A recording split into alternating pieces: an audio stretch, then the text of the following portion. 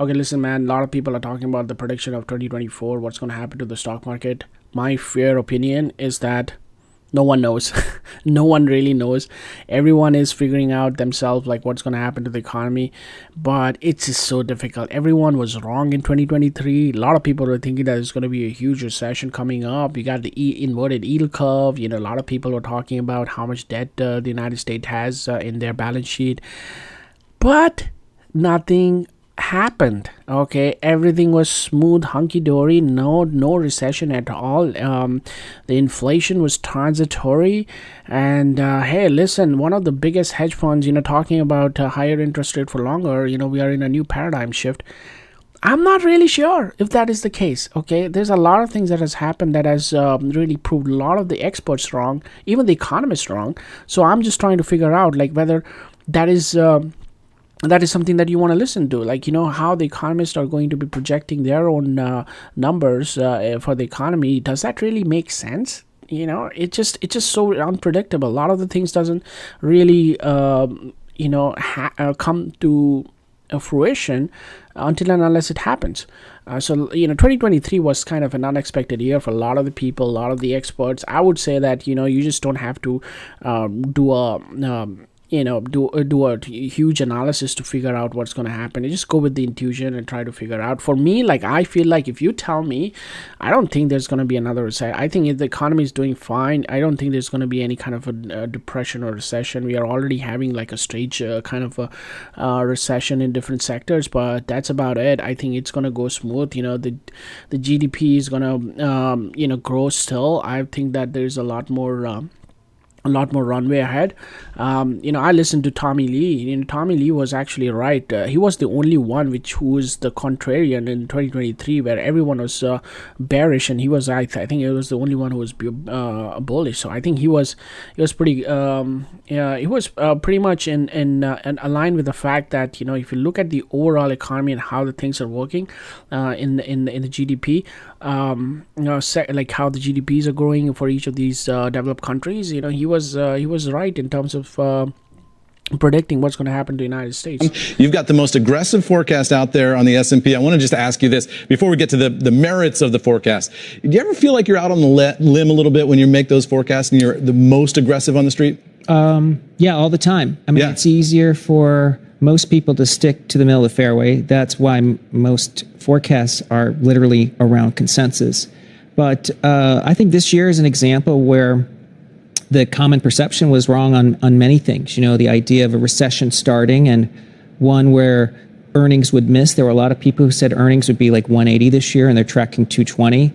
And I think many expected the Fed to come out swinging every time the market rallied. But this year, as you know, the Fed sort of taken a slightly different approach to easing financial conditions. There's this talk. But anyways, you have big shot guys like S-Man saying that the market is too optimistic right now. We look at this trajectory, indicators and everything. What I would say is that, listen, man, you got to be looking at all these experts and try to fucking figure out what is in their mind, and try to figure out if there is a way to contradict their ideas and see whether are you good in the other side. Because sometimes when you be on the other side of these experts, you might be wrong.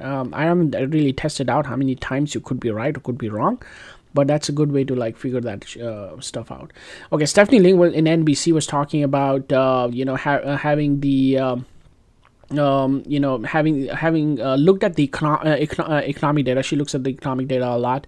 Look at the durable goods, manufacturing, onshore, reshoring, growth, the growth factor, all of that stuff. And that the economic data is supporting the soft landing that all of us are talking about. I always worry that when we're all talking about the same thing, but you got to look at the numbers, Scott, and it's not just the job report today. I mean, look at ADP, look at Challenger Gray, look at initial claims, which is a leading indicator. That's at 207,000 4-week moving average, so far from a recession. But then I also look at durable goods, and I looked at factory orders, and those numbers came in better than expected, with business spending intentions inflation's going higher. So there are parts of the manufacturing part of the economy that are seeing a pickup because of the onshoring, the reshoring, all the infrastructure bills that have been put in place. So you kind of add it all up. The growth is there. Obviously, we all want to see the inflation numbers come down so that the Fed can cut, but it's not. It's still at 4.1%. It's still okay, but it's elevated. So that's why I don't think the Fed is going to cut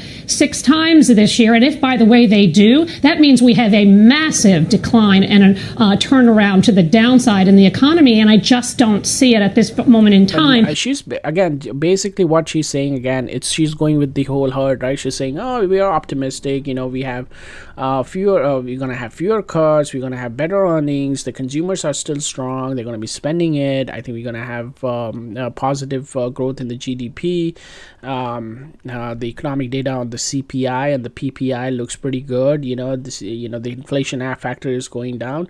They are just looking at the earnings rate, balance sheets, the overall banking earnings that's going to come up in next week, and then try to figure out what they say. A lot of the times when they look at most of these earnings calls, they look at the margin numbers and see how the margins are for each of these biggest industry, and they're saying that the margins are strong.